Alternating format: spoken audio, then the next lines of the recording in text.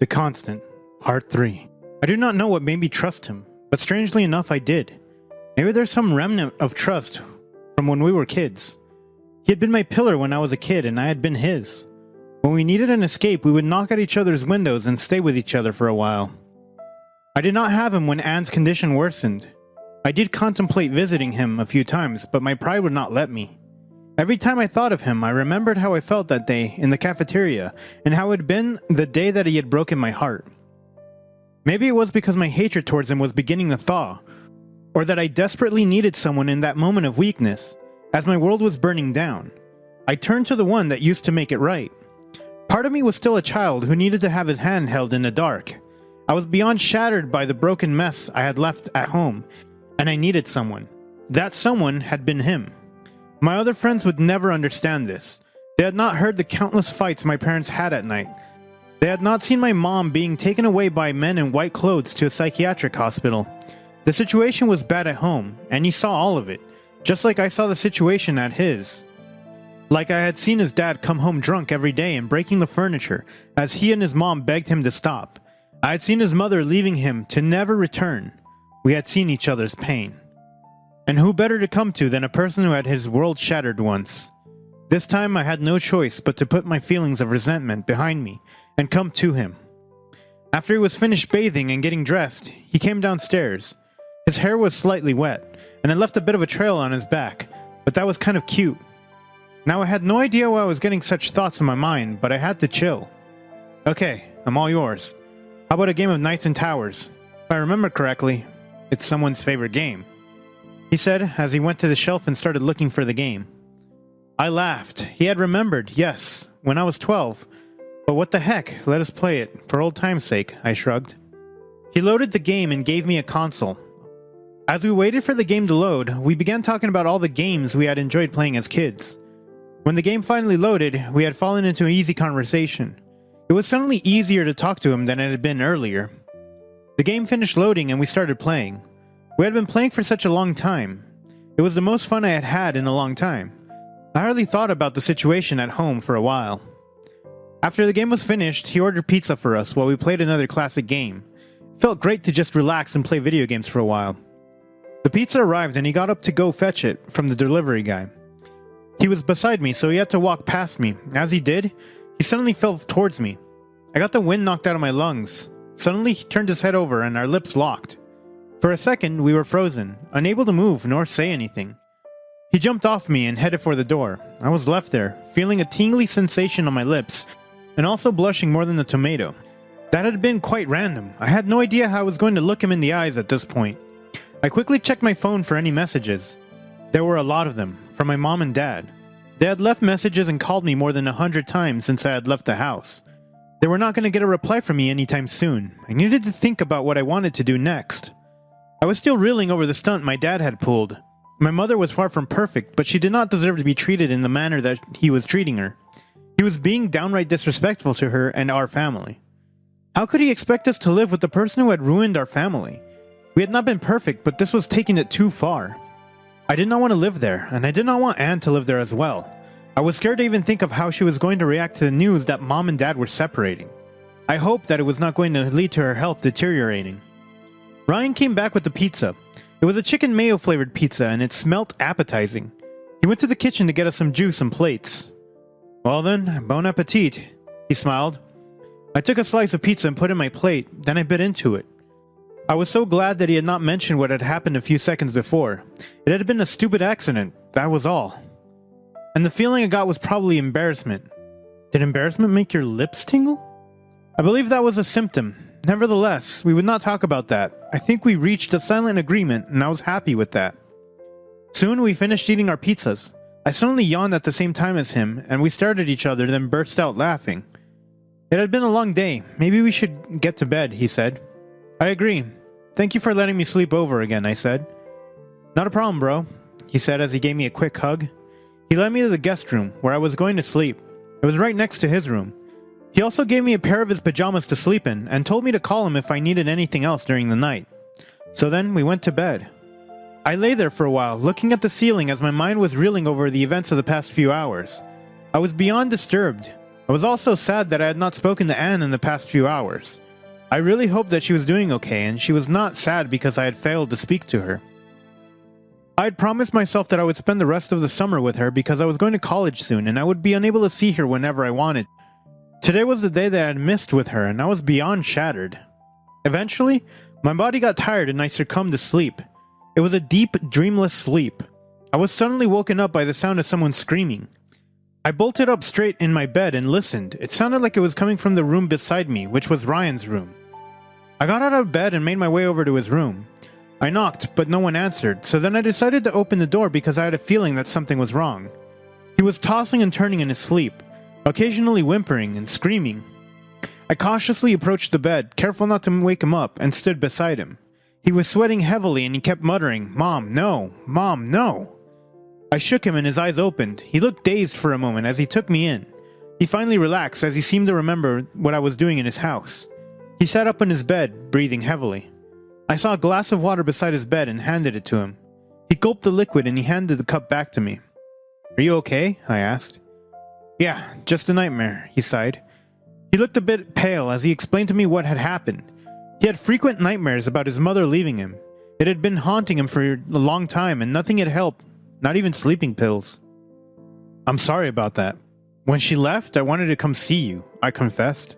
His eyebrows went up at my sudden confession. "I wanted to see you when your mom was sent to the psychiatric hospital." "I'm sorry I didn't," he said, looking down at his fingers. "I have them too. Nightmares. Mine are centered on my sister. It breaks my heart that I cannot do anything to help her. She deserves so much happiness, yet she is confined to those four walls at our house." He looked at me with sympathy and took my hand. I raised my eyebrows at his sudden action.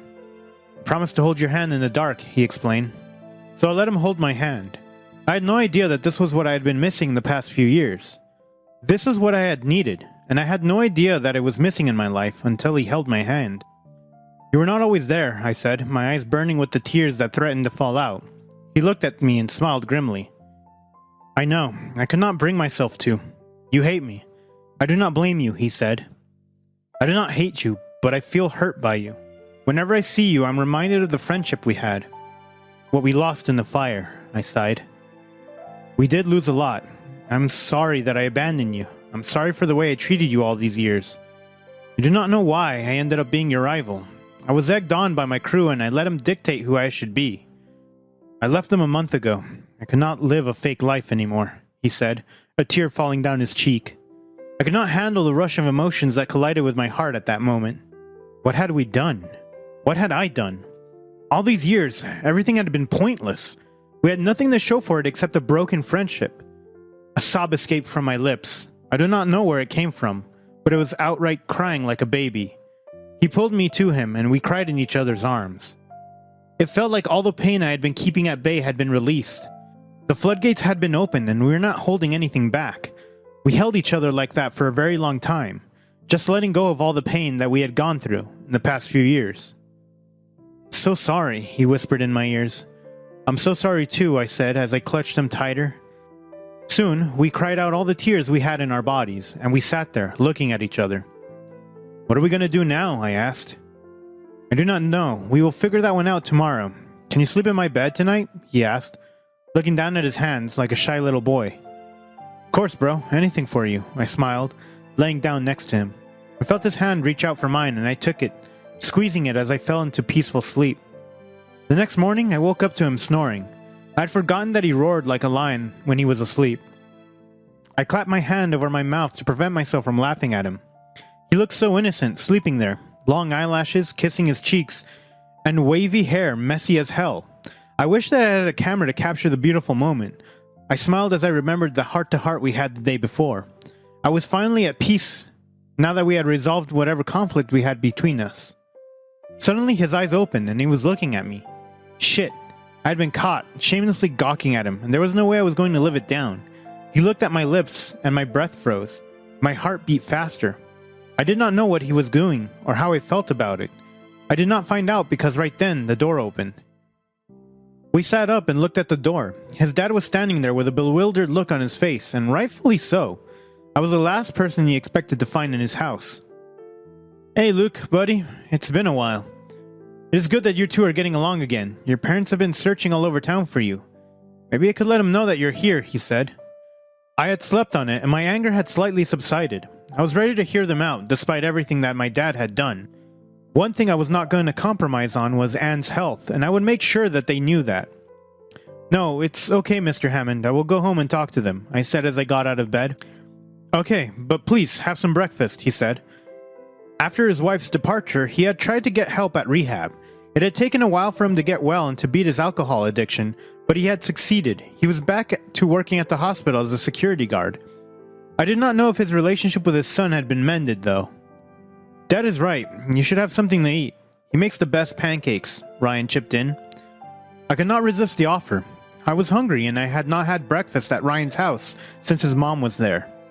Sure, in fact, is that what I'm smelling? I asked.